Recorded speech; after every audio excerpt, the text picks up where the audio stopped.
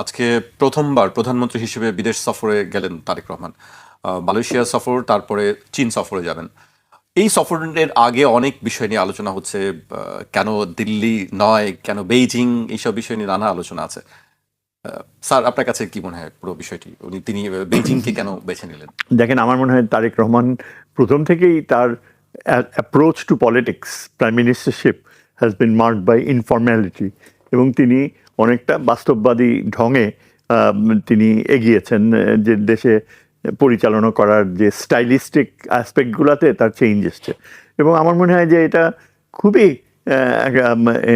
একটা important decision যে তিনি দিল্লি না যেয়ে কলকাতা, দিল্লি যাওয়ার তো আমার মনে হয় তার পক্ষে কোনো বাধ্যবাধকতা ছিল না। তার পূর্বসূরি যিনি প্রফেসর ইউনুস যে দেশ পরিচালনা করেছে, সেখানেই এমন একটা বাস্তবতা গড়ে উঠেছে যে সরাসরি বিএনপির পক্ষে চায়নাকে অগ্রাহ্য করাটা আমার মনে হয় খুবই বেমানান হতো। এখন যদি তারেক রহমান দিল্লি যেত, তাহলে it would have restored Hasina type of foreign policy realities. সুতরাং আমি এটা এই যৌক্তিক এই বাস্তবতাটাকে প্রথম প্রাধান্য দেব। সেকেন্ড, আমার যেটা ইম্পর্টেন্ট মনে হয় যে যে ফরেন মিনিস্টার হিসেবে যিনি রয়েছেন, তার যে রিসেন্ট যে এক্সপ্রেশনসগুলো যদি দেখেন, জেনারেল অ্যাসেম্বলির প্রেসিডেন্টশিপ হওয়ার আগে ও পরে কনসিস্টেন্টলি কিন্তু তার স্বাধীন পররাষ্ট্র নীতির উপর বাংলাদেশের স্বার্থকে প্রাধান্য দেওয়ার ব্যাপারে বিষয়টা তিনি অত্যন্ত যৌক্তিকভাবে তুলে ধরেছেন। এবং আমার মনে হয় তারেক রহমানের ক্যাবিনেটে তাকে চ্যালেঞ্জ করার মতো কোনো ওই ধরনের জ্ঞানী ব্যক্তি ছিল বা সেরকম কোনো সম্ভাবনাও ছিল না। এটা আমার মনে হয় আমাদের সবচেয়ে বড় চালিকা শক্তি অর্জনের ক্ষেত্রে, যদি কোনো অর্জন, আমি তো আইল keep my fingers crossed, Malaysia হয়ে তিনি যে এখন বেজিংয়ে যাচ্ছেন, সারা জাতি সচেতন অংশ কিন্তু এটার দিকে তাকিয়ে রয়েছে। এবং এই প্রক্রিয়াটা আমার মনে হয় চীনের সাথে আমাদের সম্পর্কের ক্ষেত্রে ঠিক অনেকটা আগে যেমনটা ছিল 16 বছরের আগে, আমার মনে হয় জেনারেল জিয়া ও এরশাদ, তারা দুজনই কিন্তু চীনের সাথে আমাদের নিরাপত্তা সম্পর্কের আরও বেশি অগ্রগতি দিকে তারা মনোযোগ দিয়েছিল। চীনের কাছ থেকে আমাদের সর্বাত্মক ডিফেন্স ইকুইপমেন্ট ক্রয় করা হতো এবং এখন পর্যন্ত তাই রয়েছে। মাঝখানে ভারত কিভাবে হাসিনার আমলে শেষ দিকটায় শেষ 4-5 বছরে হঠাৎ করে এই হাসিনার আগ্রহ, প্রাইম মিনিস্টার হাসিনার আগ্রহ হলো যে ভারতের যা ইচ্ছা আমাদের প্রতিরক্ষা বিষয়ে তাদের ইচ্ছা পূরণ করবে, সেই সুযোগ নিয়ে ভারত এমনভাবে ঝাঁপিয়ে পড়লো, তার পররাষ্ট্রনীতির এক্সপ্রেশনগুলো এমন যে মনে হয় যেন ভারতের নিরাপত্তা নিয়ন্ত্রণে থাকাটাই অনিবার্য বাংলাদেশের জন্য। এখনও তারা সেই চিন্তাই করছে। এখনও ভারতীয় পররাষ্ট্র মন্ত্রণালয় যেসব এক্সপ্রেশনসগুলো করে এবং বর্ডারে আমাদের জন্য যে পরিস্থিতি সৃষ্টি করেছে, এটা সম্পূর্ণ একটা মানে আর্টিফিশিয়াল ক্রাইসিস সৃষ্টি করা। কিন্তু একটা আধুনিক রাষ্ট্র, এত বড় একটা দেশ, তার পাশে বাংলাদেশ, পৃথিবীর অন্যতম বিশাল একটা মুসলিম পপুলেটেড রাষ্ট্র, তার প্রতি এই ধরনের যে আচরণ, সেটা তারেক রহমানের সরকারকে প্রভাবিত করতে বাধ্য। কেননা এটা কোনো সারা বিশ্ব, অন্যান্য দেশের কূটনীতিক বৃন্দ এবং স্পেশালি মার্কিন যুক্তরাষ্ট্র সুস্পষ্টভাবে কিন্তু দেখে আসছে। আমি একটা কথা শেষে জোর দিতে চাই যে অনেকের ধারণা যে মার্কিন যুক্তরাষ্ট্রের সাথে বাণিজ্য চুক্তির ফলে আমরা এখন এমন একটা ট্র্যাপে পড়েছি যে চীনের সাথে উন্নতি হবে না। এটা সম্পূর্ণ ভুল। আমি দায়িত্ব নিয়ে বলতে পারি আস্থার সাথে যে মার্কিন যুক্তরাষ্ট্র কিন্তু বাংলাদেশের প্রধানমন্ত্রীর চীন সফরের ব্যাপারে তাদের কোনো রকমের আপত্তি ছিল না, তাদের কোনো রকমের সমর্থনও ছিল না। মার্কিন যুক্তরাষ্ট্র সম্পূর্ণ একটা নিউট্রাল পজিশন নিয়েছে, যা কিনা বলতে গেলে ভারতকে অনেকাংশেই বিব্রত করছে। মার্কিন যুক্তরাষ্ট্র তাকিয়ে থাকবে যে বাংলাদেশ কতখানি গভীরতা এই সম্পর্কে আনতে পারে। এবং আমার মনে হয় আমরা যে অবজেক্টিভ রিয়ালিটি যেভাবে দেখছি, আমার তো মনে হয় যে আমাদের অত্যন্ত যে সচেতন পররাষ্ট্রমন্ত্রী, যিনি এখন আন্তর্জাতিক আরও গ্রহণযোগ্যতা পেয়েছে বাংলাদেশের ব্যাপারে জেনারেল অ্যাসেম্বলির অ্যাকসেপ্টেন্সে, তার এফার্টে মিলে আমরা আশাবাদী হতে পারি। কিন্তু যতক্ষণ না সফরটা শেষ হয় রিয়েলি নিশ্চিতভাবে কিছু বলা ঠিক হবে না। আপনার কাছে স্যার আমরা আরো কিছু বিষয় জানতে চাই। আমি এই পর্যায়ে সাকিব ভাইয়ের কাছে আসতে চাই। সাকিব ভাই, আপনার সঙ্গেও বেশ কিছু বিষয় নিয়ে কথা হচ্ছিল শোয়ের আগে। আপনি এই বিষয়টিকে আমরা আজকে আমাদের আলোচনার অনেকগুলো বিষয় আছে। মোদির উদ্বেগ হুঁশিয়ারি আমরা দেখেছি গতকাল তিনি পশ্চিমবঙ্গ দিবস উপলক্ষে বেশ কিছু বিষয় নিয়ে কথা বলেছেন।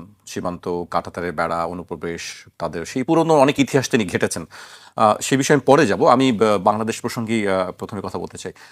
আপনার কাছে আপনি কিভাবে দেখছেন আসলে এই ট্যুরটা বেছে নেওয়ার কারণটা কি?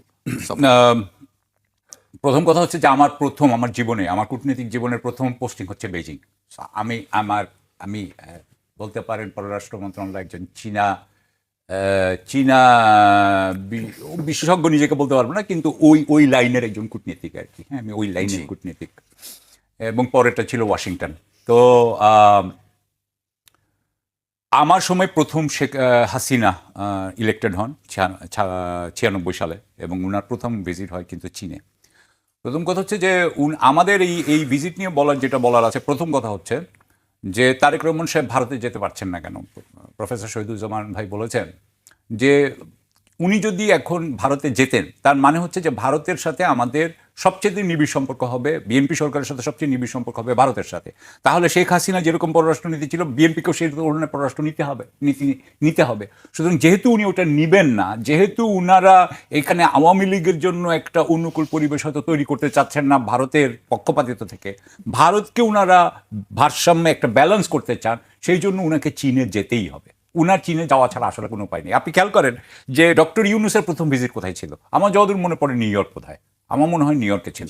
সুতরাং দেখেন উনার প্রত্যেকের আপনি দেখতে পাবেন উনাদের মেন্টাল বা সাইকোলজিক্যাল এলিজেন্স কোনখানে, উনাদের প্রথম ভিজিট দেখেই আপনি বলতে পারবেন। সুতরাং সেই জন্য ইউনূস গেছে হচ্ছে নিউ ইয়র্কে, শেখ হাসিনা গেছে দিল্লিতে। এখন আসলে আপনি তারেক রহমান সাহেবের প্রথমে যাওয়ার তো কথা অবশ্যই চীনে যাওয়ার কথা। কারণ কেন, আমি একটু তার দুইটা পরে আসি। কিন্তু উনি কিন্তু চীনে গেলেন না, এবং উনি গেলেন প্রথমে মালয়েশিয়া। এবং এইটা কেন, এইটা বলে উনার যে মেসেজ যে আমাদের নতুন বাংলাদেশ সরকার আগামী 5 বছর চীনের সাথে একটা অত্যন্ত নিবিড় সম্পর্ক রাখবে, এই কথাটা উনি বলতে পারলেন না কেন, এবং উনার পররাষ্ট্রমন্ত্রী বলতে পারলো না কেন? আমি মনে করি যে উনারা এখানে ভারত এবং যুক্তরাষ্ট্রের কথা চিন্তা করে উনারা এই জিনিসটাকে একদম ক্লিয়ার ইন্ডিকেশন দিলেন না। এটা আমার ব্যক্তিগত মতামত। এবং যদি কারো মন ভাঙতে চান না, মনও ভাঙতে চান নাই। এবং আরো একটা কথা, উনি যাচ্ছেন, তারেক রহমান সাহেব যাচ্ছেন হচ্ছে গিয়ে আপনার দালিয়ান হচ্ছে আপনার উত্তর পূর্ব একদম উপরের দিকে চিরে, হ্যাঁ, মানে বরফের ওই রাশিয়ার ভ্লাদিভস্টকের কাছাকাছি দালিয়ানে যাচ্ছেন। উনি এখান থেকে ডাইরেক্টলি রাষ্ট্রীয় সফরে বেজিং যাচ্ছেন না কেন? আমি শহীদ ভাই আমার বড় ভাই, আমি আমার বড় ভাইয়ের সাথে এটা নিয়ে ফাইট করি। উনি তো খুব পররাষ্ট্রমন্ত্রীর নামে বললেন অনেক কিছু, উনি এটা রাষ্ট্রীয় সফরে যাচ্ছেন না কেন? এটা তো ওনার রাষ্ট্রীয় সফর হওয়া উচিত। শেখ হাসিনা তো রাষ্ট্রীয় সফরে গেছিল, এবং I was involved in that visit. ঠিক আছে, সো রাষ্ট্রীয় সফরে যাচ্ছেন না। সুতরাং সেদিক দিয়ে আমি বলবো যে এটা আমি বলতেছি যে this is a foreign policy failure of Shahiduzzaman Bhai's favorite foreign minister. আমার কথাটা বুঝে। আচ্ছা, দ্বিতীয় কথা আসেন। ভাই বললেন যে জিয়াউর রহমান এবং এরশাদের সময় থেকে চীনের সেনাবাহিনীর সাথে বাংলাদেশ সেনাবাহিনী এবং সশস্ত্র বাহিনীর সেই সহযোগিতা চলে আসতেছে। 70-এর দশকের 80-র দশকের চীন আর আজকের চীন এক না। তখন চীন যা করতে পারতো, চীন এখন তার 100 গুণ বেশি করতে পারে, 1000 গুণ বেশি করতে পারে, তাই না? চীন এখন একটা অনেক বেশি শক্তিশালী রাষ্ট্র সেই তুলনায়, আগে সেই 70-80-র তুলনায় বলছি। তাহলে এখন আমাদের যে ধরনের নিবিড় সম্পর্ক হওয়া উচিত ছিল, আপনি যদি জিয়াউর রহমানের কথা চিন্তা করেন, জিয়াউর রহমানের সময় আমাদের কতটুকু সক্ষমতা ছিল? ভাই তো তখনই পড়াইতেন, সেই সময় যে পড়াইতেন সেই সময় আমাদের সক্ষমতার তুলনায় আমাদের সক্ষমতা অনেক বেড়েছে। আমাদের সম্পর্ক অনেক বেশি নিবিড় হওয়া উচিত ছিল, আমাদের সম্পর্ক অনেক বেশি মাল্টিফ্যাসেটেড হওয়া উচিত ছিল, আমাদের এখন হয়নি। এবং এই জন্য আমি বলবো যে আমি যেটা মনে করি, আরেকটা কথা বলে শেষ করি, সেটা হচ্ছে যে বাংলাদেশের যে বাজেট, বাংলাদেশের যে অবস্থা, বাংলাদেশে 9.5 লক্ষ কোটি টাকার বাজেট। 9.5 লক্ষ কোটি টাকা, আমি একদম একটা মোটা দাগে কথা বলি, 9.5 লক্ষ কোটি টাকা আপনি 1 লাখ কোটি টাকা কমায়ও যদি দেন, তাহলে এটা 8.5 লাখ কোটি টাকার বাজেট। 8.5 লাখ কোটি টাকার বাজেটে আপনার রেভিনিউ হচ্ছে 5 লাখ কোটি টাকা, 3.5 লাখ কোটি টাকার আপনার শর্টফল আছে। সেখানে 1.5 লক্ষ কোটি টাকা আপনি নেবেন হচ্ছে গিয়ে অভ্যন্তরীণ সূত্র থেকে। তাহলে বাকি আপনার থাকে আর অ্যানাদার 1.5 লক্ষ থেকে 2 লক্ষ কোটি টাকা। 1.5 লক্ষ 2 লক্ষ কোটি টাকা, which is in US dollar টার্মে এটা $15 বিলিয়ন মতো। এই টাকা দিবে কি? IMF তো দিবে না, ওয়ার্ল্ড ব্যাংক তো দিবে না। আপনার এই 20 কোটি জনগণের যে অবকাঠামোর যে চাহিদা, সেটা IMF, ওয়ার্ল্ড ব্যাংক কখনোই আপনাকে সন্তুষ্ট করতে পারবে না। এটা একমাত্র চীন পারে। সেই জন্য চীনের সাথে আমাদের সম্পর্ক, আমাদের বাজেট বলেন, আমাদের আন্তর্জাতিক উন্নয়ন বলেন, মানে প্রচেষ্টা বলেন, আমাদের ভূ রাজনীতি বলেন, আমাদের বাংলাদেশকে অন্যান্য রাষ্ট্র থেকে আপনার অ্যাটলিস্ট ভূ রাজনৈতিক বা ইন্টারন্যাশনাল ডিপ্লোম্যাটিক কাভার দেওয়া, সেটাও কিন্তু চায়না করতে পারতো। সেই জন্য চায়নার ভিজিটটা সবচেয়ে ইম্পর্টেন্ট হওয়া ছিল। আমি সবচেয়ে খুশি হতাম রাষ্ট্রীয় সফর হলে। তবে আমি আশা করব, আমি ভাইয়ের সাথে আমি করছি যে আমিও আশা করি যে আমরা 28 তারিখের মধ্যে, 26-27 তারিখের মধ্যে বুঝতে পারবো যে যদিও এটা রাষ্ট্রীয় সফর দিয়ে শুরু হয় নাই, কিন্তু এখানে যে সমস্ত আলোচনা হবে তাতে যাতে বাংলাদেশের সাথে একটা নিবিড় সম্পর্ক হচ্ছে বলে আমরা মনে করতে পারি। জি, আমি আপনার কাছে আবার রনি স্যারের কাছে আসতে স্যার, অনেক কথা শুনলাম আমরা। তিনি বলছিলেন যে আগেই চীনে যাওয়া ছিল, মালয়েশিয়া সফর কেন? সেক্ষেত্রে চীনের ক্ষেত্রে আমরা চীনের কাছ থেকে আমরা অনেক কিছু বলছেন যে আমাদের বিনিয়োগের ব্যাপার আছে, আর্থিক ব্যাপার আছে। সেই জিনিসগুলো কি আসলে কোন কোন বিষয়গুলো? তিস্তা নিয়ে অনেক আলোচনা হয়, তিস্তা ব্যারেজ নিয়ে আলোচনা হয়, চীনের বিনিয়োগ নিয়ে। আপনার কাছে কি মনে হচ্ছে কোন বিষয়গুলো? দেখেন সাকিব যে পয়েন্টসগুলো তুলে ধরেছে সেগুলো অত্যন্ত গুরুত্বপূর্ণ। I fully agree, I have learn from him যে আসলেও যে তার ওই ধরনের প্রয়াস কেন ছিল না। তবে সাকিবের যে শেষ অংশটা সে কিন্তু গুরুত্ব দিয়েছে, এই সফরটা যে অত্যন্ত গুরুত্বপূর্ণ। আমার কাছে মনে হয় কি যে রাষ্ট্রীয় সফর যদি হতে থাকে, just to be a little সমালোচকের দৃষ্টিতে যদি বলি যে যদি হতে পারতো তাহলে এটা অনেকাংশেই কিন্তু হয়তো সেরিমোনিয়াল সফরেও পরিণত হতে পারতো। কেননা অতি ডিসপ্লে করাটা তখন কয়েকটা লিমিটেশনস ছিল, যে মার্কিন যুক্তরাষ্ট্র কিভাবে রিয়্যাক্ট করে। মার্কিন যুক্তরাষ্ট্রের সাথে আমরা একেবারে দায়বদ্ধ, ট্রেড এগ্রিমেন্ট হয়েছে। আমি তো মনে করি যে মার্কিন যুক্তরাষ্ট্র যে কোনো আপত্তি তোলেনি, এবং এখানে যে অ্যাম্বাসেডর রয়েছে সে যথেষ্ট আগ্রহের সাথে এই সফরকে সর্ট অফ বাস্তবায়ন হওয়ার প্রক্রিয়ায় অনেকাংশে ইনডিরেক্টলি সমর্থন দিয়েছে। যে এটা একটা অর্জন। তারপরে মালয়েশিয়া হয়ে যাওয়াটা, হ্যাঁ, এটা আমার কাছে সবার কাছে একটুখানি চোখে লেগেছে। কিন্তু যেটা ইম্পর্টেন্ট সেটা হচ্ছে যে সাবস্টেন্সটা কি হবে। যে এবং আপনি যেই প্রশ্নটা করলেন সেখানে সাবস্টেন্সের ব্যাপারে এমনি তো খোলাখুলিভাবে ঘোষণা করে দেওয়া হয়েছে যে 3টা এগ্রিমেন্ট হবে, আর আরও কতগুলো 10টা না 12টা বোধ হয় মেমোরেন্ডাম হবে। এখন এগুলা সম্পর্কে যে প্রিপারেশন, যে তথ্য, সেগুলো সব ডিটেলস কিন্তু আমরা এখনো জানি না। একটা ব্যাপার ঘটেছে যে তিস্তার ব্যাপারে এই পররাষ্ট্রনীতি যখন প্রেস ব্রিফিং করছিলেন তখন তিনি বলছিলেন যে তিস্তা নিয়ে চীনের সাথে আমাদের প্রচুর আলোচনা হবে কিন্তু অ্যাগ্রিমেন্ট হবে, এই শব্দটা কিন্তু তিনি আটার করেননি। কিন্তু আমার যেটা মনে হয় কি যে এটা এমনও হতে পারে যে you just don't want to act too confident. আপনি একদিকে ভারতের মতো একটা দেশ স্যাবোটাজ করার জন্য একেবারে এক পায়ে দাঁড়িয়ে রয়েছে। আপনাকে একটা জিনিস দেখতে হবে যে মার্কিন যুক্তরাষ্ট্র যেন কোনোভাবেই আমাদের এই অ্যাপ্রোচটাকে কোনো রকমের সন্দেহের চোখে না দেখে। এবং ফর্চুনেটলি মার্কিন যুক্তরাষ্ট্রের সাথে চীনেরও সম্পর্ক উন্নয়ন হওয়ার একটা বড় ধরনের সম্ভাবনা রয়েছে। একদিকে ইরানের যুদ্ধে চীনের একটা ভূমিকা থাকবে, আমেরিকা চীনের দিকে তাকিয়ে থাকবে।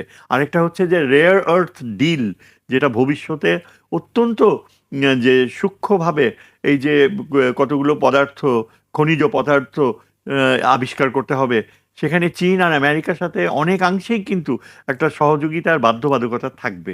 এইটা আমাদের জন্য একটা বড় সুযোগ, এবং আমার মনে হয় আমাদের পররাষ্ট্রমন্ত্রী কিন্তু এই বিষয়গুলো সম্পর্কে অত্যন্ত ওয়াকিবহাল রয়েছেন। তিনি যথেষ্ট আলোচনা করেছেন মার্কিন যুক্তরাষ্ট্রে তার এই যে বাংলাদেশের যে জয়টা হলো, এটা অর্জনের ব্যাপারেও কিন্তু অনেক প্রভাবশালী দেশের কাছ থেকে তিনি উপদেশ পেয়েছেন এবং এনকারেজমেন্ট পেয়েছেন। সুতরাং চীনের সাথে সম্পর্কের ক্ষেত্রে যেসব অ্যাগ্রিমেন্টগুলো হবে সেগুলো সম্পর্কে আমরা পরে জানবো। তবে আমার কাছে যেটা মনে হয় সবচেয়ে গুরুত্বপূর্ণ অ্যাগ্রিমেন্ট সেটা হচ্ছে প্রতিরক্ষা বিষয়ে। এবং চীনের কাছ থেকে আমরা শুধু প্লেন ক্রয়ের ব্যাপারটাই কিন্তু যে মুখ্য সেটা আমি বলবো না। পাকিস্তানের সাথে যে দীর্ঘ সময় চীনের যে প্রতিরক্ষা সম্পর্ক রয়েছে, এবং এই অপারেশন সিন্দুরে পাকিস্তান যা অর্জন করেছে চীনের সরাসরি অংশগ্রহণের মাধ্যমে, এবং চীনের একটা প্রযুক্তি আমি শুনেছি এটা নাকি আমাদের যে এই যে প্লেন থেকে যে কমিউনিকেশন করে স্ট্র্যাটেজিক কমিউনিকেশন, যার ফলে আপনি টার্গেট আইডেন্টিফাই করতে পারেন। চীনের যে ওই প্লেনটা, যেখানে প্লেনের উপরে চাকা থাকে, কি জানি নামটা, এইগুলো রেডার অ্যাওয়াক্স আর কি, রেডার অ্যাওয়াক্স প্লেনের, আমি জানতে পেরেছি যে সেই টেকনোলজির চেয়ে আরও বেশি শক্তিশালী টেকনোলজি ছিল, যেই টেকনোলজির মাধ্যমে যে you not only identify the target, 200 kilometre দূরের টার্গেট আপনি শুধু চিহ্নিতই করছেন না, সেই অনুযায়ী যে মিসাইল পাঠাবেন সেটাই শুধু নয়, যেটা চীন সাহায্য করেছে। আরও বড় সাহায্য ছিল যে একেবারে 100% সার্টেনটি যে টার্গেটকে হিট করবেই, যেখানেই থাকুক টার্গেট, ওই টার্গেট। এই প্রযুক্তিটা নাকি, আমি নামটা ভুলে গিয়েছি, এটা গোপন ছিল অনেকদিন। তবে এখন পাকিস্তানের সাথে চীনের যে গুণগত সহযোগিতা, আমাদের সাথে চীনের এখন সাইবার নলেজ অ্যাকোয়ার করারও একটা বড় রকমের প্রয়োজন রয়েছে, সেটা সম্পর্কেও কোনো মেনশন থাকেনি। তবে এই যে সাইবার ওয়ারফেয়ার, চীন এখন এমন পর্যায়ে রয়েছে, তার জন্য ভারতের মতো একটা বিশাল দেশকে সামরিক ক্ষেত্রে কোনো অস্ত্র ব্যবহার না করে পরাজিত করা 2 ঘন্টায় সম্ভব। সেটা জাস্ট ভারতের টোটাল কমিউনিকেশন সিস্টেম প্যারালাইজ করে দিবে, কোনো ট্রেন, কোনো ব্যাংক, কিচ্ছু কাজ করবে না। অ্যান্ড চীন নাকি, আমি যতদূর জানি, it will take only 2 hours. চীনের ওই সামর্থ্য রয়েছে, যেটা ভারতের জন্য অনেক সময় লাগবে অর্জন করতে, এবং মার্কিন যুক্তরাষ্ট্র এই বিষয়টা জানে। এই কারণে আমার মনে হয় যে বাংলাদেশের সাথে চীনের সহযোগিতার মাত্রা এমন পর্যায়ে যাওয়া উচিত, এটা অ্যাবসলিউটলি এখানে গোপনীয়তা থাকবে। আমরা সিভিলিয়ানরা নিরাপত্তা বিশ্লেষণ করি, এই পসিবিলিটিটা পাবলিকলি বললে আমাদের একটু বুকের পাটা বাড়ে। হ্যাঁ, সেটা তো বাস্তবতা। সেই দিক থেকে চিন্তা করতে গেলে আমার মনে হয় বাংলাদেশকে, whether Tarique Rahman, despite the lack of ceremonial receptions, সে যাচ্ছে অনেক দূরের এক জায়গায়, সেখান থেকে ট্রেনে আসবে, সবই জানি, এগুলো সবই হয়তো তবে ওই জিনিসগুলাকে মুখ্য না, আমার কাছে মুখ্য মনে হয়, কারণ পিছনে পাকিস্তান রয়েছে। পাকিস্তান কিন্তু বাংলাদেশকে তার প্রয়োজন। পাকিস্তানের উদ্দেশ্য রয়েছে বঙ্গোপসাগরে নিজেকে প্রদর্শন করবে, আবার বাংলাদেশে এমন কিছু তাদের সামরিক রণকৌশলগত বাস্তবতা স্থাপন করবে, যার ফলে তারা ভারতের পূর্বাঞ্চলকে তাদের টার্গেটের আওতায় মিসাইল ক্যাপাবিলিটির অধীনে নিয়ে আসতে পারে। এই যে তাদের আলফাতা মিসাইল টিসাইল, এরা প্রায় শোনা যায় পাকিস্তানি জেনারেলসরা মাঝে মাঝে বলে যে আমরা আলফাতা মিসাইলস ডিপ্লয় করবো পাকিস্তানে। এমনকি তারা এই কথাও বলে যে আমরা আলটিমেটলি যদি নিউক্লিয়ার ওয়ার হেডসও ডিপ্লয় করতে হয়, সেরকম করাটাও আমরা ভাবি। এখন আমরা জানি না আমাদের প্রতিরক্ষা ব্যবস্থা কতখানি প্রস্তুতি থাকবে।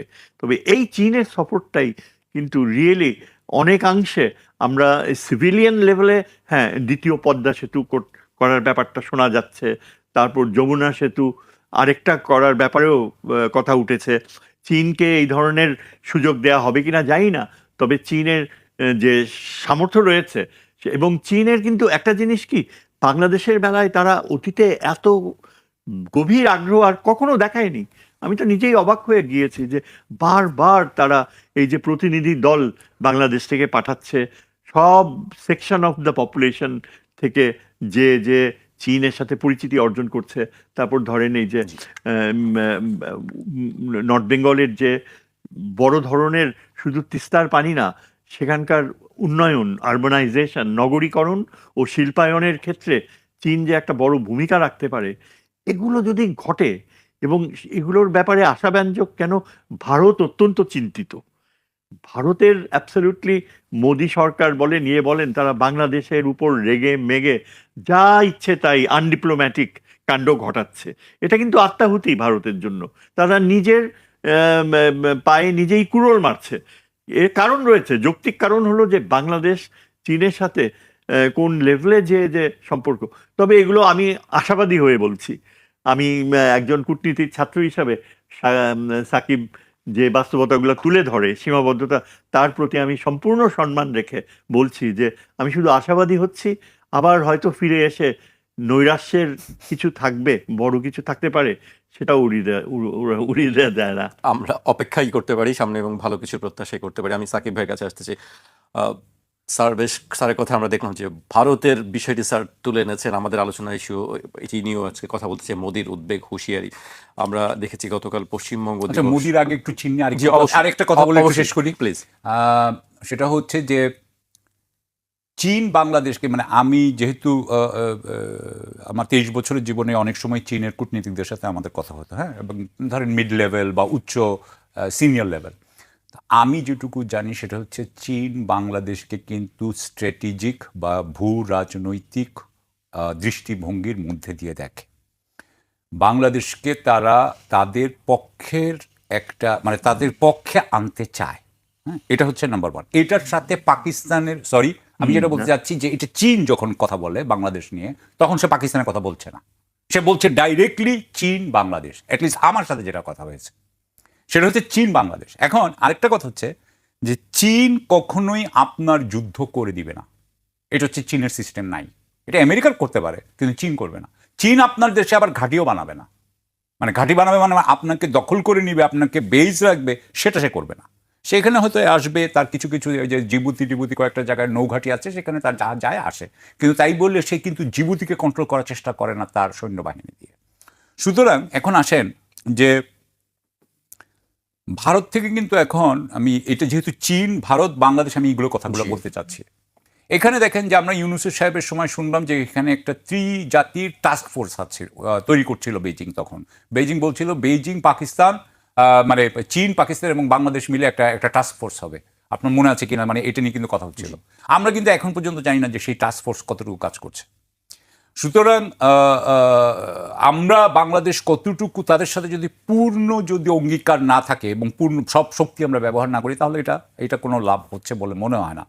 দ্বিতীয় কথা, আমি আপনাকে একটা জিনিস বলতে চাই যে এই যখন আমি ভাইয়ের কথা শুনতেছিলাম তখনই আমার মনে হচ্ছিল, সেটা হচ্ছে যে ইরান যুদ্ধের ফলে ভারতের তো বিরাট একটা আন্তর্জাতিক কিন্তু তার কূটনৈতিক সম্মান হানি হয়েছে। কারণ সে যেহেতু 24 থেকে 26শে ফেব্রুয়ারি 2026-এ সে যেহেতু কেনেসেটে গেল, যখন যায় গাজার বিরুদ্ধে সে কোনো কথা বলতে পারে না, নরেন্দ্র মোদী ইরানকে আক্রমণ করছে সেটার বিরুদ্ধে কোনো কথা বলতে পারে নাই। সুতরাং তার কিন্তু এখন আর কোনো মরাল রাইট অন্যরা মানছে না। সেই ভারত যে নিজেকে মনে করতো যে সে তৃতীয় বিশ্বের নেতৃত্ব দিবে, তার তৃতীয় বিশ্বে তার নেতৃত্ব মানছে না, বরং তৃতীয় বিশ্বের দেশগুলো চীনের নেতৃত্ব মানতে চাচ্ছে। এখন তো এই অবস্থা। এই অবস্থায় যখন ইসরায়েল এবং ইন্ডিয়ার যে হেক্সাগন অ্যালায়েন্স, তাদের যে অ্যালায়েন্স আছে, তাদের যে মিত্রতা আছে, সেটা তো এখন একটা খারাপ অবস্থায়। সেই অবস্থায় তাদের এই মুসলিম দেশগুলোকে আঘাত করার একটা দুর্বল স্থানটা কোথায়? এটা কি গালফ? না, এই যুদ্ধ তো শেষ। তাহলে এই দুর্বল অবস্থানটা কি বাংলাদেশ? তাহলে কি এই দুর্বল অবস্থানে যে রংপুরকে বাড়িয়ে দিব, চিটাগং আপনার ফেনী বাইপাসে অ্যাটাক করব, এই কথাগুলো তাদেরকে বলাচ্ছে কে? এটা কি ইসরায়েলের কোনো এটার সাথে কি কোনো সম্পর্ক আছে? ইসরায়েল ইন্ডিয়ার কি কোনো একটা হচ্ছে এখন বাংলাদেশ? সো আমি মনে করি যে বাংলাদেশ কিন্তু গিভেন বাংলাদেশের বর্তমান সরকারের মধ্যে কতটুকু দায়িত্ব জ্ঞান দেখাচ্ছেন, তারা কতটুকু শক্তিশালী শক্তির সাথে, কম্পিটেন্সের সাথে, দক্ষতার সাথে দেশ চালাচ্ছেন, সেটা নিয়ে যদি কোনো ধরনের সন্দেহ থাকে, তাহলে আপনি মনে করবেন যে বাংলাদেশকে তাহলে সেই সময় দুর্বল মনে করা হতে পারে। এবং দুর্বল যখন বাংলাদেশকে কেউ মনে করবে, তখন আমাদের উপরে, আমার এখন এইভাবে এই কথাটাই মনে হচ্ছে যে তখন কিন্তু আমাদেরকে কিন্তু একটু অন্যভাবে চিন্তা করা উচিত, and we should be very careful, সাবধান হওয়া উচিত। সেই সাবধানতা এই জন্য বলছি যে চীন আমাদের যুদ্ধ করে দিবে না, চীন আমাদেরকে সাহায্য করবে, কিন্তু চীন যুদ্ধ করে দেয় না। চীন এখানে সৈন্য পাঠায়, আমাদের যুদ্ধ করে দিবে না। হ্যাঁ, 71-এও কিন্তু চীন যুদ্ধ পাঠায়, পাকিস্তানকে সাপোর্ট তখন হেল্প করে নাই সেই সময়। সো আমাদের যুদ্ধ আমাদেরকেই করতে হবে, এবং আমি আশা করব যে মাননীয় প্রধানমন্ত্রীর নেতৃত্বে আমাদের সেই হবে। আমি কিন্তু খুবই চিন্তিত, এবং আপনারা এখনই আমরা ভারত নিয়ে হয়তো কথা বলবো, সেগুলো আমি পরে বলবো। এইটুকু এখানেই শেষ। জি, আমি যাওয়ার আগে মোদির কয়েকটি বক্তব্য উল্লেখ করতে চাই। পশ্চিমবঙ্গ দিবসের অনুষ্ঠানে দেশভাগ, অবৈধ অনুপ্রবেশ ও ভারত বাংলাদেশ সীমান্তে কাঁটাতারের বেড়া নির্মাণ ইস্যুতে কংগ্রেস, বামপন্থী দল ও তৃণমূল কংগ্রেসের সমালোচনা করেছেন ভারতের প্রধানমন্ত্রী নরেন্দ্র মোদী। তিনি অভিযোগ করেন, দশকের পর দশক ধরে পশ্চিমবঙ্গকে অবৈধ অনুপ্রবেশকারীদের আড্ডায় পরিণত হতে দেওয়া হয়েছে। ভারত বাংলাদেশ সীমান্তে কাঁটাতারের বেড়া নির্মাণ প্রসঙ্গে তিনি অভিযোগ করেন, পূর্ববর্তী রাজ্য সরকার জমি হস্তান্তরের কাজ আটকে রেখেছিল, তবে নতুন সরকার দায়িত্ব নেওয়ার পর সেই প্রক্রিয়া শুরু হয়েছে বলে জানান তিনি। দিবসের তাৎপর্য তুলে ধরে মোদী বলেন, আমরা শুধু একটি দিন উদযাপন করছি না, ইতিহাসকে স্মরণ করছি। যখন পুরো বাংলাকে পাকিস্তানের অংশ করার চেষ্টা চলছিল, তখন শ্যামাপ্রসাদ মুখোপাধ্যায় তার বিরুদ্ধে অবস্থান নিয়েছিলেন। তিনি কংগ্রেস সমালোচনা করছেন, বামপন্থী দল তৃণমূল কংগ্রেসের সমালোচনা করছেন, হঠাৎ এই ইস্যু নিয়ে তিনি কথা বলছেন কেন? এটার পিছনে আসলে অন্য কোন কোন কারণ আছে কি স্যার? এটা ডেফিনেটলি এখানে মোদির শিক্ষাগত সীমাবদ্ধতা, তার ম্যাচিওরিটি লেভেল আমার মনে হয় এখানে খুবই দুর্বল। এগুলো ঠিক রিয়েলি ক্রিয়েটিভ কথা না, ভবিষ্যৎ ধর্মী ভারতের স্বার্থের কথা না, বরং এগুলো হচ্ছে একটা প্রভোকেটর রোল প্লে করা, যেটাকে আমরা আমাদের আন্তর্জাতিক সম্পর্কে বলি জ্যাকেল স্টেট, যে শিয়ালের বুদ্ধি। এই ধরনের প্রভোকেশন পশ্চিমবঙ্গে সৃষ্টি করা, এবং সেখানে পুরা এই যে মমতা ব্যানার্জির যে কালচার, পলিটিক্যাল কালচার ছিল, রাজনৈতিক সংস্কৃতি, সেখানে কিন্তু বাংলাদেশ নানাভাবে একটা উল্লেখযোগ্য সহযোগিতার বস্তু হিসাবে পরিচিত হয়েছিল। ব্যবসা বাণিজ্য, গণযোগাযোগ, যাতায়াত, মেডিকেল, সব কিছুই এগুলো ঠিক ভারতের স্বার্থেই ছিল। আমি মনে করি ভারত সেই স্বার্থকে জলাঞ্জলি নিয়ে এই যে ইতিহাসের পাতাকে এইভাবে বিকৃত করছে, এবং মোদি সেটা করছে। এবং এই যে মুখার্জি, শ্যামাপ্রসাদ মুখার্জিকে টেনে আনা, শ্যামাপ্রসাদ মুখার্জি ছিল বাঙালি মুসলমানের জন্য সবচেয়ে ভয়ঙ্কর এক শত্রু, এবং 47-এ দেশভাগের প্রক্রিয়ায় তার অনেক আগে থেকেই সে এই বাংলাদেশের মুসলমানদের ব্যাপারে, এমনকি ভারতীয় মুসলমানদের ব্যাপারেও তিনি এমন এমন কথা বলতেন যে অ্যাজ ইফ এরা এই উপমহাদেশের কেউ না। এবং তিনি একটা ওই বঙ্কিমচন্দ্র চট্টোপাধ্যায়ের চিন্তাধারায় সেখানে সে ওই বিজেপি ও আরএসএসের যে ইয়েগুলো, তাদের চিন্তাধারাগুলো, সেগুলোর বীজ বপন করে আরও বেশি একটা ভবিষ্যতে যে দূরত্ব সৃষ্টি হবে সেটা করেছে। কাজে এই যে মোদি এই কথাগুলো বলল, এগুলো কিন্তু মোটেও আগামী দিনগুলোয় বাংলাদেশের সাথে ভারতের সম্পর্ক উন্নয়নে কোনোভাবেই সাহায্য তো করবেই না, বরং আরও বেশি দূরত্ব। এই যে ভারতের তথাকথিত যে অত্যন্ত জ্ঞানী পুরুষ পশ্চিমবঙ্গে, শুভেন্দু অধিকারীর খুবই ঘনিষ্ঠ ব্যক্তি, এই ত্রিবেদী নাম বোধ হয়, ঢাকায় এখন ঢাকায় এসে বসে আছে। আমার মনে হয় আরো 2-1 মাস তাকে এইভাবে বসায় রাখার দরকার, কারণ আমাদেরও একজন প্রাক্তন রাষ্ট্রদূত, অত্যন্ত স্বনামধন্য একজন মেধাবী রাষ্ট্রদূত ছিলেন, তাকেও ভারত কিন্তু দিল্লিতে অনেকদিন বসিয়ে রেখেছিল, এবং এটা খুব অপমানজনক ছিল একসময় খালেদা জিয়ার শাসন আমলে। আরেকটা ব্যাপারে আমি এখানে সাকিবের কথায় না বলে পারছি না, যে চীন কখনো যুদ্ধে কোনো দেশকে সাহায্য করে না, এটা সত্যি কথা, খুবই সত্যি কথা। কিন্তু এবার চীনকে আমরা দেখলাম যে বাস্তব প্রয়োজনে সত্যিকার অর্থে কিন্তু প্রস্তুতি নিয়েই সে পাকিস্তানে সাহায্যই শুধু করেনি, যুদ্ধে অংশগ্রহণও করেছে অনেকটা। এবং চীনা এই রোল যদি না থাকতো, তাহলে পাকিস্তানের জন্য এত বড় অর্জন, 7টি প্লেন ফেলে দেয়, এটা এবং তারপর থেকেই আমরা দেখতে পাচ্ছি যে চীনের সাথে পাকিস্তানের প্রতিরক্ষা সম্পর্ক আরও উঁচু স্তরে চলে গিয়েছে। এজন্যে আমার মনে হয় আর বাংলাদেশের জন্য চীনের ভূরাজনৈতিক গুরুত্ব থাকবে না। সাকিবের সাথে আমি অত্যন্ত রেসপেক্টফুলি কিছুটা আছে, তো আমি তো বলেছি ভূরাজনৈতিক গুরুত্ব আছে বাংলাদেশের চীনের কাছে, তো বলেছি। আচ্ছা, আমি তো বলেছি যে পাকিস্তানের মাধ্যমে সে না দেখে, সে এমনিতেই সরাসরি দেখে। হ্যাঁ, এখানেও আমি মনে করি যে হ্যাঁ, ভূ রাজনৈতিক গুরুত্বটা কি তাহলে? এই ভূ রাজনৈতিক গুরুত্বটা চীন যে আবিষ্কার করছে, যে এই রেয়ার আর্থ ডিল যে হয়েছে, যে ভবিষ্যতে আগামী প্রযুক্তি পাল্টাবে, তারপর এই যে আমেরিকা ইন্দো প্যাসিফিক স্ট্র্যাটেজি থেকে বের হয়ে প্যাসিফিক পাওয়ার হিসাবে নিজেকে দেখছে, তা ভারতের সাথে আমেরিকা তার কোয়াড নিয়ে যে নৈকট্য ছিল ভেঙে ফেলছে, এগুলোই কিন্তু ইঙ্গিত দেয় যে বাংলাদেশ এখন ভূ রাজনৈতিক স্তরে চীনের কাছে নতুন একটা বস্তু হিসাবে স্বীকৃতি। এবং এর পেছনে এটাও কাজ করছে যে বাংলাদেশের সাথে আমেরিকারও যে নৈকট্য বঙ্গোপসাগরে এবং মায়ানমার বিষয়ে বাংলাদেশ আমেরিকার সাথে হঠাৎ করেই একটা সামরিক সহযোগিতায় গিয়েছে, এটা চীনকে অনেকাংশে আকর্ষণ করছে।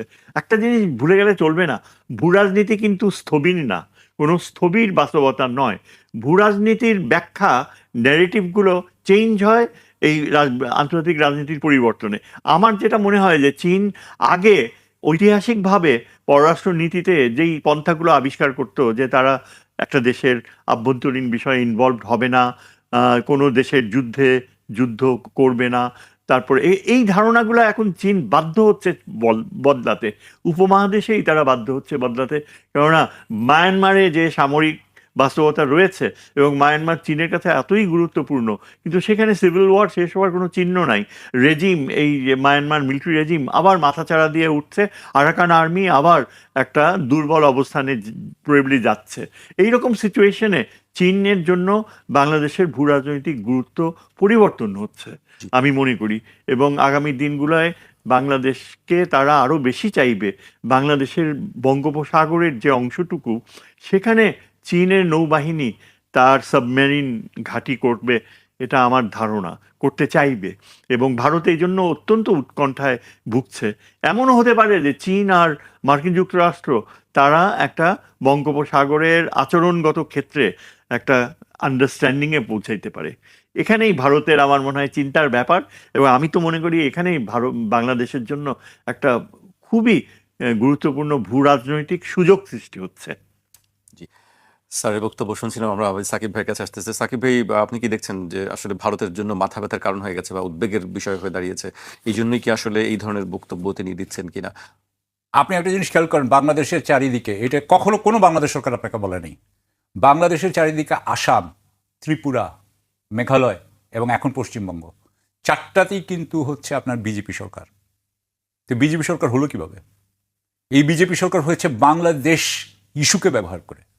ত্রিপুরাতে করেছে, মেঘালয়ে করেছে, আসামে করেছে, পশ্চিমবঙ্গে করেছে, এবং তারা এই পশ্চিমবঙ্গে সবচাইতে শেষে তারা সাফল্য পেল। তার মানে বাংলাদেশের জুজুর ভয় দেখিয়ে আসামে তারা কিন্তু 40% বাঙালিকে তারা কিন্তু আপনার রাজনৈতিক ক্ষমতার বাইরে রেখে দিয়েছে, যেখানে 40% কিন্তু রাজনৈতিক ক্ষমতার বাইরে থাকার কথা না, কিন্তু রাখতে পেরেছে। তারা 60% হিন্দুকে কনসলিডেট করে, এটাকে বলে হিন্দু কনসলিডেশন, রাইট, যে তারা কখনোই মুসলমানদেরকে কোনো ইয়ে করবে না। তো আমাদের এই শেখ হাসিনা তো 15 বছর অবশ্যই শি উইল নট টক, কিন্তু এই বিএনপি সরকারও কিন্তু এটা নিয়ে কোনো কথা বলে না। কারণ আমি এই জন্য বলছি যে আসলে বাংলাদেশকে ব্যবহার করে করেই কিন্তু এই আমাদের চারিদিকে প্রত্যেকটা জায়গায় ইলেকশনে জিতেছে বিজেপি, এবং সেইটারই আপনার পরম্পরায়, সেটারই কন্টিনিউয়েশনে এখন আপনার যে কথা তারা আজকে সেই 2014 থেকে আপনার পশ্চিমবঙ্গে বলে আসছিল, অনুপ্রবেশকারী কাটা তার বেড়া দিতে হবে, সব ইয়ে করে ফেললো, তারপরে মমতা ব্যানার্জি মুসলমানদেরকে তোষণ করেন, এইগুলো যেগুলো করছিল, এগুলোই চলতে চলতে চলতে চলতে আজকে তো 26 এসে ওনারা সফল হয়েছে। তো সেই যে ভিন্ডিকেশন, সেটা ওনারা এখানে এসে বললেন। আমার কথা হচ্ছে দুটো কথা, সেটা হচ্ছে যে এটা ওনাদের অবশ্যই ওনারা এখানে সাকসেসফুল, এবং বাংলাদেশকে ব্যবহার করে ভারত কে বলে বিজেপি অত্যন্ত সাফল্য পেয়েছে, এবং আমি ওনাদেরকে অভিনন্দন জানাচ্ছি সেদিক দিয়ে।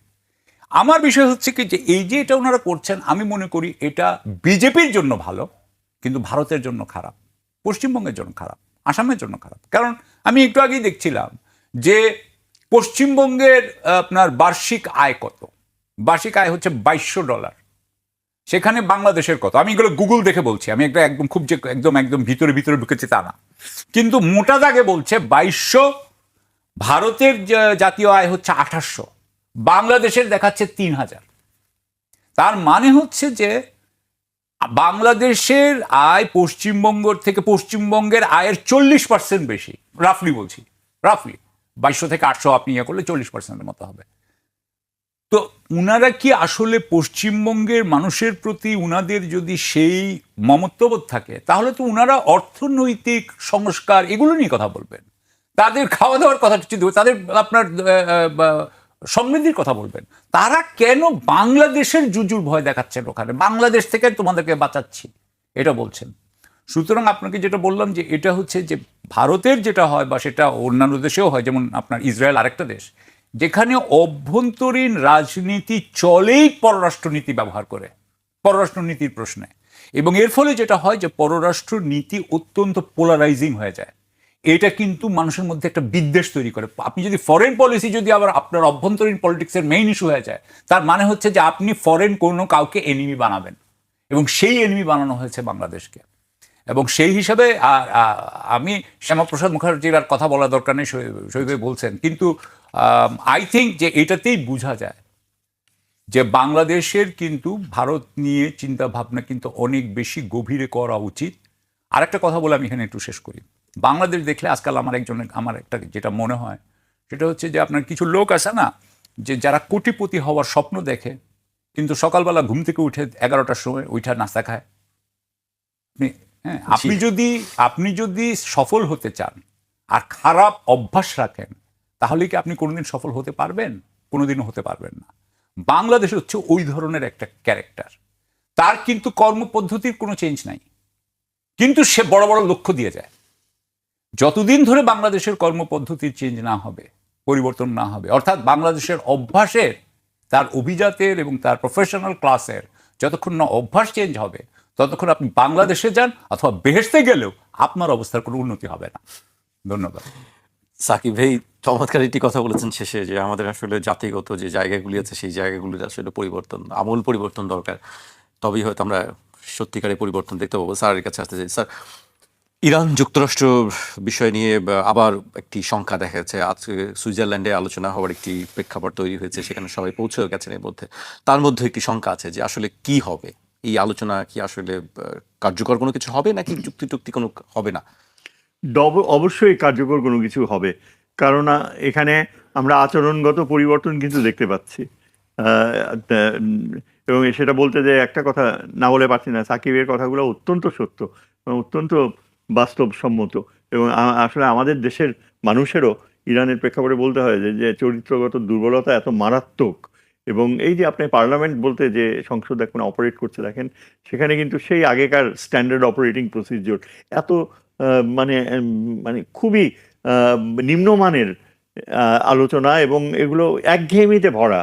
আপনি কোনো নতুনত্ব দেখছেন না। এই যে বিশ্ব রাজনীতির এই পরিবর্তনগুলো, এই যে ভারতের যে সংকট সৃষ্টি করা, যাই হোক, আমাদের এই ইরান আর এই মার্কিন যুক্তরাষ্ট্রের মধ্যে একটা সব আমি নিশ্চিত প্রায় 90% চান্স রয়েছে যে তারা আবার সংঘাতের পথে যাবে না। কেননা সংঘাত সৃষ্টি উস্কানি দেওয়ার সবচেয়ে বড় কারণ হচ্ছে ইসরায়েল। কিন্তু স্যার, ইসরায়েল কিন্তু নেই এটার মধ্যে। ইসরায়েল এখন আইসোলেটেড অনেকটা, এবং ইসরায়েলে প্রধানমন্ত্রীর ভবিষ্যৎ এই কাজে থাকার ব্যাপারে স্বয়ং ইসরায়েলের জনগণ এখন একদম ডিসিলিউশন। ওদের কোয়ালিটি অফ লাইফ অনেক পড়ে গিয়েছে, এবং ইসরায়েল থেকে অনেক ইহুদিরা এখন অন্য দেশে চলে যাচ্ছে। নর্থ সাইপ্রাস তো একটা টার্গেট, যেখানে তারা এখন নতুন হলিডে হোমসের নামে সেটেল করেই যাচ্ছে। ইহুদিদের নিজেদের যে সামরিক সামর্থ্য, সেখানে কিন্তু একটা বিরাট আঁচড় লেগেছে। অপরদিকে ইরানের পক্ষে একটা মার্কিন যুক্তরাষ্ট্রের সাথে একটা চুক্তিতে যাওয়া অ্যাবসলিউটলি এ কম্পালশন। যতই এগুলো থাকুক, যে উস্কানি দিচ্ছে হারমুজ স্ট্রেইটে, ইরান বলছে আমরা আবার করবো না, এগুলো কিন্তু অল এক্সিবিশনিস্ট আমার কাছে মনে হয়, অনেকটা প্রজেক্ট করা, দেখানো।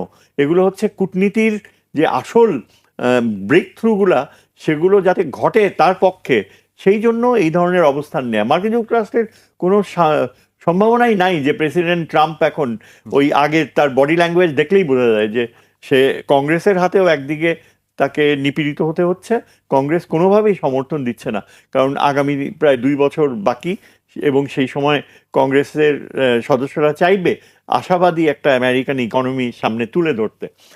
সুতরাং আর পেন্টাগন এখন অ্যাবসলিউটলি ম্রিয়মান, তারা ইরানের সাথে যুদ্ধে যাবে না। মোট কথা আমরা এটা বুঝে গিয়েছি যে ইরান, যদি সত্যিকার অর্থে বলতে হয়, মধ্যপ্রাচ্যের চেহারা পাল্টে যাবেই। আমি শেষ পর্যায়ে চলে এসেছি স্যার। সাকিব ভাইকে দিয়ে শেষ করতে চাই। স্যার বলছিলেন যে ডোনাল্ড ট্রাম্পের সেই বডি ল্যাঙ্গুয়েজ আগের মতো নেই। স্যার, আমরা ওদের সবাই মিস করছিলাম, তার একটা ট্রেডমার্ক ডান্স আছে, সেটি কোথাও দেখা যাচ্ছে না, বরং আরো তিনি আরো হেলে পড়ছেন, এরকম একটি বডি ল্যাঙ্গুয়েজ স্যার সম্পর্কে সেটি ইঙ্গিত করছেন। আপনার কাছে কি মনে হয় এটির ভবিষ্যৎ কি আসলে? ইরানের এই চুক্তির বিরুদ্ধে পুরো আমেরিকান ডিপ স্টেট, পুরো আমেরিকান এস্টাবলিশমেন্ট, ডেমোক্রেটিক মেম্বার বলেন, রিপাবলিকান মেম্বাররা বলেন, সবাই কিন্তু, কারণ এরা তো সব প্রো জুইশ, সব প্রো ইসরায়েল, এরা সবাই প্রো ইসরায়েল। এটাই তো 50 বছর বা 70 বছরের পররাষ্ট্র নীতি ছিল যুক্তরাষ্ট্রের। আপনাকে গতবার একবার বলছিলাম না যে ওদের এনডিএ তে সেকশন 224 আর 662, ওরা সশস্ত্র বাহিনীকে একসাথে করে ফেলতে চায়, একত্রিত করে ফেলতে চায় ইসরায়েল এবং আমেরিকার, এবং তাদের গোয়েন্দা বাহিনীকে একত্রিত করতে চায়। তারা বলতে চায় ইসরায়েলের সমস্ত সশস্ত্র আপনার সমরাস্ত্র তৈরি হবে হচ্ছে আমেরিকায়। সুতরাং এইরকম তারা ক্লোজ নিবিড় সম্পর্ক করতে চায়, যেই নিবিড় সম্পর্ক তার ইউকের সাথেও নাই। সুতরাং এটা হচ্ছে সবচেয়ে ক্লোজ সম্পর্ক। সেই সম্পর্কের বিরুদ্ধে গেছে ট্রাম্প। এখন রাইট নাও ইরানের এই চুক্তির পক্ষে হচ্ছে কারা? চুক্তির পক্ষে হচ্ছে যারা প্রো পিপল। যারা যুদ্ধ চায় না, যারা সাধারণ মানুষের ইয়ে চায়, যারা একটু লেফটিস্ট এবং রাইটিস্ট, একদম এক্সট্রিম রাইট এক্সট্রিম লেফট, তারা হচ্ছে এই চুক্তির পক্ষে। কিন্তু যারাই আগে মাঝখানে ছিল, অর্থাৎ যারাই new York Times, Washington post, তারা সব এই চুক্তির বিরুদ্ধে। সুতরাং সেই জন্য ইরানের সাথে যে চুক্তিটা বা যে অগ্রগতিটা হচ্ছে, এই ট্রাম্পকে যেটা করতে হবে, ট্রাম্পকে এটা করতে হবে এবং ট্রাম্প এটা করবে, কিন্তু এই যে যেটা ভাই বলতেছিলেন, আসলে এটার মানে এগেনস্টে এত আপত্তি আছে যে এইটাকে কিন্তু ওদেরটা ইয়ে করে এটা আস্তে আস্তে করতে হবে। এটা একদিনে ধাপা ধাপ এভাবে করা সম্ভব না। আপনাদের কাছে কি মনে হয় যে ইসরায়েল লেবাননে হামলা চালানো বন্ধ করে দিবে? যদি বন্ধ করেও 7 দিন পরে আবার হয়তো শুরু করবে, করে 2 দিন বন্ধ করে আবার বন্ধ হবে। মানে আমি আপনাকে বলতে চাচ্ছি যে একেবারে সবকিছু বন্ধ হয়ে যাবে না, কারণ যদি সবকিছু বন্ধ হয় তাহলে সেটা ইসরায়েলেরও বিপক্ষে যায়। সুতরাং ইসরায়েল কি করবে, 10 দিন, আমি যেটা মনে করি 10 দিন চুপ থাকবে, 2 দিন 10 দিন পরে আবার একদিন ইয়ে করবে। কারণ তার নিজস্ব যে লোক, তাদেরকে সে বুঝাচ্ছে যে লেবাননকে আমি মানে শিক্ষা দিব, লেবানন থেকে আমরা কোনো আক্রমণ গ্যালিলি অঞ্চল, যেটা নর্দার্ন উত্তর আপনার ইসরায়েল, সেই অঞ্চলে যাতে কোনো ক্ষেপণাস্ত্র নিক্ষেপ না হয়, আমরা সেটাকে নিশ্চিত করব। আপনি বুঝতে পারছেন না? তাহলে ইসরায়েলি গভর্নমেন্টের একটা দায়িত্ব আছে তো তার জনগণের প্রতি, সেইখান থেকে সে লেবাননে কাজ করবেই, মানে যুদ্ধ করবেই। যে আমি শেষ পর্যায়ে চলে এসেছি, শেষ করব। আমি আরেকটি প্রসঙ্গ উল্লেখ করতে, যেটা নিয়ে খুব আলোচনা হচ্ছে, আমি সেটি একটু উল্লেখ করতে চাই সাকিব ভাইকে দিয়ে। সামাজিক যোগাযোগ মাধ্যম ইনস্টাগ্রামে এক বিবৃতিতে ট্রাম্পের মন্তব্যকে অর্থহীন ও অকারণ আক্রমণ বলে উল্লেখ করেছেন মেলোনি। ইতালির প্রধানমন্ত্রী বলেছেন, আমার জনপ্রিয়তা বিষয়ে বলতে গেলে আপনার সঙ্গে বন্ধুত্বের বিষয়টি অবশ্যই এতে ভূমিকা রাখেনি, এটা আপনার সঙ্গে আমার সম্পর্কের উপর নির্ভর করে না। মেলোনি আরো বলেন, আমার জনপ্রিয়তা নিয়ে আপনার না ভাবলেও চলবে, আমি বলবো আপনি নিজের দিকে মনোযোগ দিন। আপনি নিশ্চয়ই ট্রাম্পের বক্তব্য জানেন। মেলোনি তো হচ্ছে ওখানকার মানে ইয়ে না, মেলোনি একমাত্র মহিলা এখন G7 এর লিডার। উনি কয়েকদিন আগে ধূমপান ত্যাগ করেছেন দেখলাম। উনি একমাত্র আপনার প্রধান ছিলেন G7 এর যিনি ধূমপান করতেন, ইনি নাকি ধূমপান ত্যাগ করছেন। হ্যাঁ, সেজন্য সবাই ওনার উপর খুশি। কয়েকদিন আগে আপনি দেখছিলেন নাকি নরেন্দ্র মোদী যে গেছিল আপনার ইটালিতে, মেলোনি নাকি যিনি একটা বললো, মনে আছে? So he did another thing. আমি যেটা বলতে চাচ্ছি যে মেলোনি তো, জর্জিয়া মেলোনি, উনি তো রাইট উইং, দক্ষিণপন্থী। সুতরাং সেই হিসাবে ট্রাম্পের সাথে উনার সম্পর্ক অত্যন্ত ভালো ছিল এক সময়। কিন্তু মেলোনির সাথে যেটা প্রবলেম হচ্ছে, ট্রাম্পের যেটা হচ্ছে যে ইউক্রেন সংক্রান্ত, ইউরোপ সংক্রান্ত প্রতিটা বিষয়ে ইউরোপীয় নেতৃত্ব আর ট্রাম্প কিন্তু সম্পূর্ণ মুখোমুখি হয়ে পড়েছেন, ওনাদের মধ্যে ভীষণ হচ্ছে। এই অবস্থায় মেলোনিকে, উনি যে এটা বলেছেন যে মেলোনি আমার সাথে ছবি তুলতে চেয়েছে, এটাতে মেলোনি অবশ্যই খুবই করেছেন, অপমানিত বোধ করেছেন। সো এটা এখন চলতেছে। আমার কাছে এটা মনে হয় যে এটা এমনিতে খুবই ছোট বিষয়, এটা নাথিং। উনি তো একটু নার্সিসিস্টিক আসেনি ট্রাম্পের সাহেব এটা বলছে, এইটা বড় কথা না। তবে আমরা খালি একটা কথা বলে আমি এখানে করছি, নতুন টপিক আর আনতে চাই না, কিন্তু আমার মনে হয় যে ইউরোপেও যুক্তরাষ্ট্রের সাথে ইউরোপের সম্পর্ক আসলে অনেক কঠিন হয়ে গেছে। সেগুলো আমরা অন্য নেক্সট অনুষ্ঠানে কথা বলতে পারবো। জি, ধন্যবাদ। আজকে আমাকে এখানেই শেষ করতে হচ্ছে স্যার, আপনাদেরকে অনেক ধন্যবাদ আমাদেরকে সময় দেওয়ার জন্য। আজ এখানেই শেষ করছি, কাল আবার দেখা হবে ঠিক রাত 12টায়।